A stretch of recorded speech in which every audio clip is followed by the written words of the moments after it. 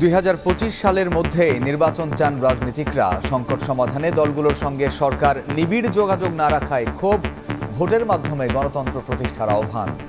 এই সরকার রাজনৈতিক দলগুলোর সাথে কোনো সখ্যতা করবার চেষ্টা করেনি। নির্বাচন কমিশনকে বার্তা দেবেন যাতে নির্বাচন কমিশন 2025 সালের মধ্যে একটা অবাধ, নিরপেক্ষ, গ্রহণযোগ্য, বিশ্বাসযোগ্য, প্রতিদ্বন্দ্বিতাপূর্ণ নির্বাচন যাতে নিশ্চিত করতে চায়। দুর্নীতি, ফ্যাসিবাদ থেকে উত্তরণ একমাত্র উপায় হচ্ছে একটি গণতন্ত্রকে প্রতিষ্ঠিত করা, জনগণের শাসনকে স্থাপিত করতে হবে।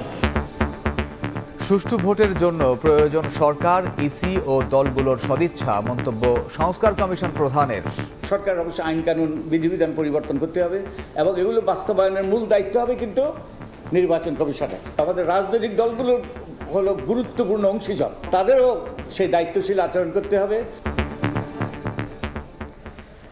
দেখছিলেন প্রধান শিরোনাম। দুপুরের সময় সঙ্গে আছে আমি কামরুজ্জামান মামুন। এবার অন্যান্য শীর্ষ সংবাদ। সাবেক মন্ত্রী সাধনের 65টি ব্যাংক অ্যাকাউন্টে 43 কোটি টাকা সন্দেহজনক লেনদেন। সাবেক খাদ্য সচিবের সংশ্লিষ্টতা পেল দুদক।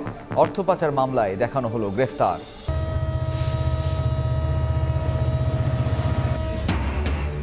পদ্মা সেতু হয়ে ট্রেন চলাচল শুরু। প্রথম দিনে 50 মিনিট দেরিতে পৌঁছালো জাহানাবাদ এক্সপ্রেস।